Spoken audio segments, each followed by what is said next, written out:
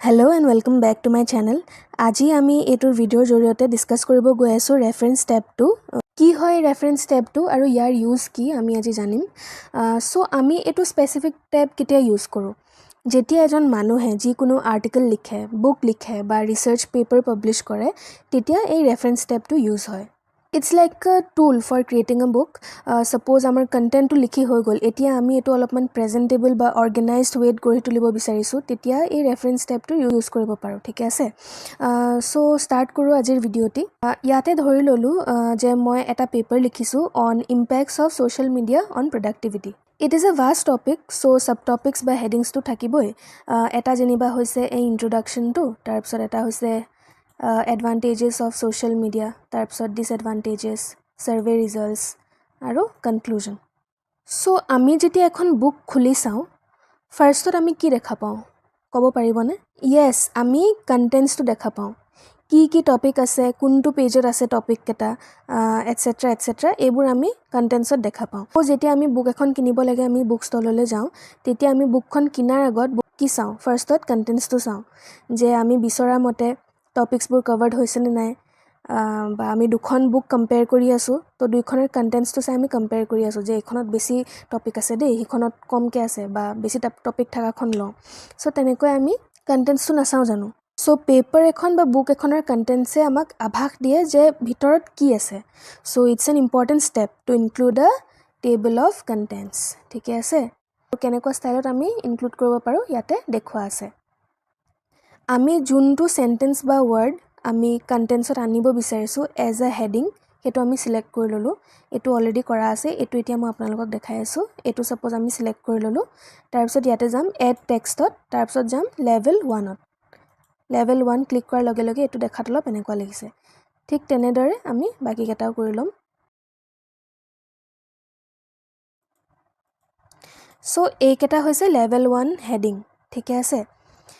কিন্তু level 2 level 3 বুলি যে আছে একেটানো কি হয় সো সাপোজ এটা টপিকৰ আৰু সাব টপিকস আছে ধৰক ইয়াতে এডভান্টেজেস অফ সোশ্যাল মিডিয়া ইয়াতে আৰু কেটামান সাব টপিকস মই ইনক্লুড কৰিব বিচাৰিছো যেনে এম্পাস কৰিবলৈ এটা ওয়ে হয় বা লাৰ্ন নিউ স্কিলস তাৰ পিছত আৰু কি এডভান্টেজেস আছে সোশ্যাল মিডিয়াৰ কমিউনিকেশন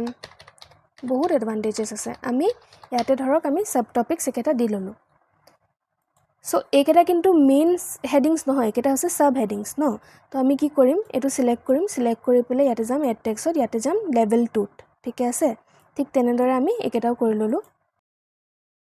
এতিয়া আমি কি কৰিম একদম ফাৰ্ষ্টত কাৰ্সৰডাল প্লেস কৰিম তাৰ পিছত টেবল অফ কন্টেন্টছত যাম তাৰ পিছত এটো সিলেক্ট কৰি দিলো কি আহিছে দেখিছেনে কন্টেন্টস তো আহি গল একেটা এই ইন্ট্ৰোডাকশন এডভান্টেজেস অফ সোশ্যাল মিডিয়া একেটা ফাৰ্স্ট লেভেলৰ হেডিং আৰু এইকেটা যেহেতু সাব টপিকস আছিল সো সেকেন্ড লেভেলৰ হেডিংত আহিছে ঠিক তেনেদৰে আমাৰ যদি এই লাৰ্নিং নিউ স্কিলছৰ তলতো যদি আমি সাব টপিকস এটা দিব বিচাৰিছো ধৰক আমি দিলো সাপোজ আমি এটো আৰু এটা সাব টপিক কৰিব বিচাৰিছো তো এটো আমি সিলেক্ট কৰি পেলাই ইয়াতে এড টেক্সটত গৈ পেলাই লেভেল 3 দি দিম সো ইয়াতে আহি যাব কিন্তু এতিয়া আহা নাই কিয় কাৰণ এখন টেবল আপডেট হৈ থকা নাই সো আমি কি কৰিম আপডেট টেবলত ক্লিক কৰি আপডেট এন্টায়াৰ টেবলত গৈ পেলাই ওকে কৰি দিম এটো দেখিছানে লাৰ্নিং নিউ স্কিলছৰ তলত আহি গৈছে লাৰ্নিং টু স্পিক ইংলিশ বুলি সো এনেদৰে আমি সাব টপিকস বা মেইন হেডিংস আমি ইয়াতে ইনক্লুড কৰিব পাৰো in the table of contents এতিয়া আহিছে ইনসাৰ্ট ফুটনোট মানে কি এনে আমি ওয়াৰ্ডটো দি কি বুজিছো ফুট মানে কি ভৰিটো ক'ত থাকে সবছে তলত সো ইয়াতে আমি এনেকে মনত ৰাখিব পাৰো গুটেকেটা পেজৰ তলত থাকিব ফুটনোট তো ঠিকে আছে সো আমি ইয়াতে কাৰ্সৰডাল প্লেস কৰি পেলাই ইয়াতে ইনসাৰ্ট ফুটনোট কৰি দিলো ইয়াতে আহি গৈছে পেজ 2ত আমি গৈ পেলাই এটা ফুটনোট এটা ইনসাৰ্ট কৰিলো যেহেতু এটো সেকেন্ড ফুটনোট সো নাম্বাৰ 2 বুলি আহিছে আৰু যেহেতু এটো ফাৰ্স্ট ইয়াতে নাম্বাৰ 1 সো আগৰটো ডিলিট কৰি দিয়া কাৰণে এটো নাম্বাৰ 1 হিচাপে আহিছে ইয়াতে যদি আমি সাৰ্ভে ৰিজাল্টছৰ তলত ফুটনোট এটা দিব বিচাৰিছো তো ইয়াতে ৰাখি পেলাই ফুটনোট হেৰি কৰি দিম ইয়াতে আৰু এটা আহি যাব ঠিক আছে সাৰ্ভে ডেটা ইয়াতে দেখিছেনে ইয়াতে 2 বুলি আহিছে এটো যদি আমি ধৰি ডিলিট কৰি দিও তেতিয়া হলে ফুটনোটটো গায়ব হৈ যায় সো এনেদৰে আমি ফুটনোট ইনসাৰ্ট কৰিব পাৰো আমি সো ইয়াতে বহুত কেটা পেজেস থাকিব পেপাৰখনত আমি সাপোজ ফুটনোট এটা চাব বিচাৰিছোঁ তেতিয়া আমি শো নোটছত যদি ক্লিক কৰি দিওঁ তেতিয়া লগে লগে ইয়াতে আহি যাব দেখিছেনে নিজে নিজে আহি গৈছে ইয়াতে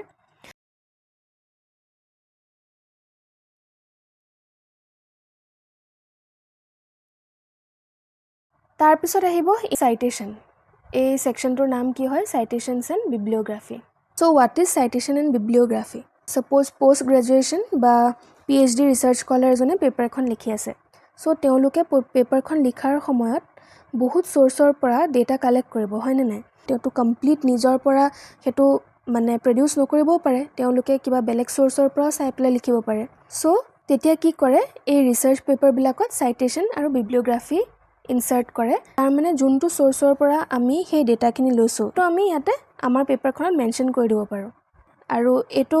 দুটা কাৰণে কৰা হয় এটা হৈছে এথিক্সৰ কাৰণে এথিক্যাল হয় আৰু সেকেন্ড হৈছে প্লেজাৰিজম এভয়েড কৰিবলৈ প্লেজাৰিজম মানে কি কোনোবাই মানে কাৰোবাৰ ডাটা চুৰি কৰি প্লাই কাৰোবাৰ কাম চুৰি কৰি প্লাই নিজৰ নামত যে পাবলিশ কৰে সো সেইটো এভয়েড কৰিবলৈ citation আৰু bibliography কৰা হয় ঠিক আছে সো মই এই গুটে আৰ্টিকেলটো ভালকৈ অৰ্গানাইজ কৰি লৈছো ফাৰ্স্ট পেজত দিলো কন্টেন্টসটো তাৰ পিছত সেকেন্ড পেজত আহিছে ইন্ট্ৰোডাকশন আৰু এডভান্টেজেস অফ সোশ্যাল মিডিয়া ইয়াতে মই ফটোজো ইনসাৰ্ট কৰি লৈছো ক্লিপ আৰ্টৰ সহায়ত তাৰ পিছত ডিসএডভান্টেজেসটো নেক্সট পেজত দিছো তেনেদৰে গুটেকেটা টপিকস মই সেপাৰেট পেজত দিছো ঠিক আছে আৰু ইয়াতে এনেকে ফুটনোট ইনসাৰ্ট কৰিছো দেখিছেনে সো নেক্সট আমি এতিয়া দিম citation আৰু bibliography So citation আৰু bibliography মাজত কি ডিফাৰেন্স জানেনে so suppose ইয়াতে এটা প্যাৰাগ্ৰাফ আছে ইয়াতে লিখা আছে যে according to Turkle author of Alone Together social media can facilitate connection and collaborations that might not be possible otherwise so with the help of insert citation আমি যে প্যাৰাগ্ৰাফটো কৰ পৰা পালো এইখন কিতাপৰ পৰা পালো এই কিতাপখনৰ পৰা পঢ়িছো ইজিলি আৰু ব্ৰিফলি সাইট কৰি দিব পাৰো ফৰ এক্সাম্পল ইনসাৰ্ট citation-ত যাম ইনসাৰ্ট citation-ত গৈ পেলাই এড নিউ সোৰ্সত যাম যেহেতু বুক আমি বুকখন সিলেক্ট কৰিছো বাট আমি যদি ওয়েবসাইট হয় ওয়েবসাইটটো ক্লিক কৰিম যদি কিবা বেলেগ আৰ্টিকেল হয় জাৰ্নাল হয় তো আমি তেনেকে সিলেক্ট কৰিম যেহেতু বুক সো বুক সিলেক্ট কৰিছো বুকখনৰ অথৰৰ নাম কি হয় টাৰ্কল তাৰ পিছত টাইটেল Alone Together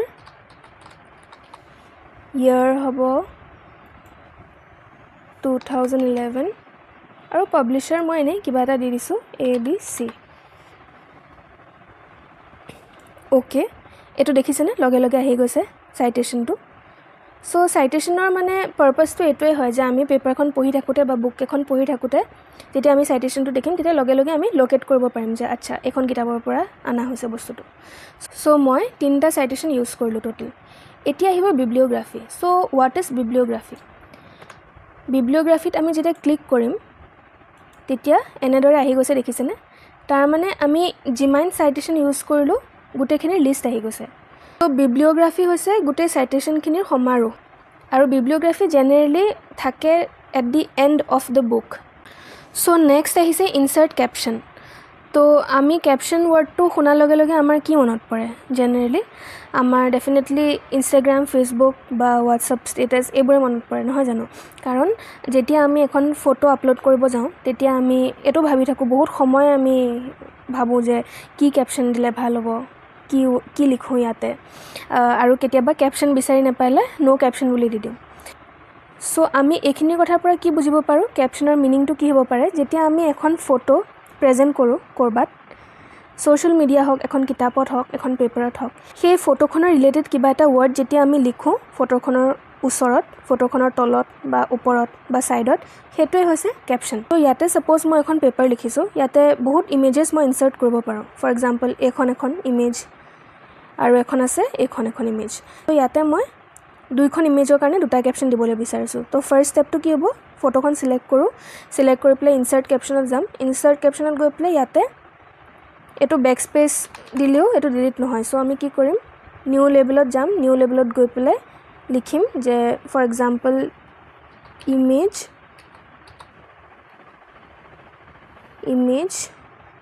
ওকে কৰিম তাৰ পিছত ইমেজ 1 বুলি আহিছে তাৰ পিছত ওকে কৰি দিম সো এটো ওকে কৰাৰ পিছত লগে লগে এটো আহি গৈছে দেখিছেনে সো তেনেদৰে আমি এখন ফটোৰ তলতো এটা ক্যাপশন দি দিও ইনসাৰ্ট ক্যাপশন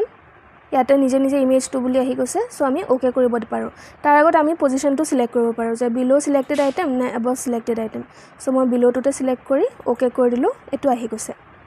সো সাপোজ মই কোনোবা এখন পেজত এটো দেখাব বিচাৰিছো যে ক্যাপশন কেটা আছে আৰু কোন কেটা পেজত আছে আমি দেখাব বিচাৰিছো তেতিয়া কি কৰিব পাৰো আমি এই ইনসাৰ্ট টেবল অফ ফিগাৰছত ক্লিক কৰিম ক্লিক কৰি পেলাই ওকে কৰি দিম ওকে কৰাৰ পিছত এটো আহি গৈছে দেখিছেনে image 1 page number 2 image 2 page number 4 for example মোৰ বুকখন 100 পেজৰ হয় আৰু তাতে বহুত ইমেজেস আছে সো ইয়াতে সব ইমেজেসৰ ডিটেইল আহি যাব আৰু কোনখন পেজত আছে ৰেসপেক্টিভলি হেতু আহি যাব ঠিক আছে so this is all about this captions section তাৰ পিছত আহিব মাৰ্ক এন্ট্ৰি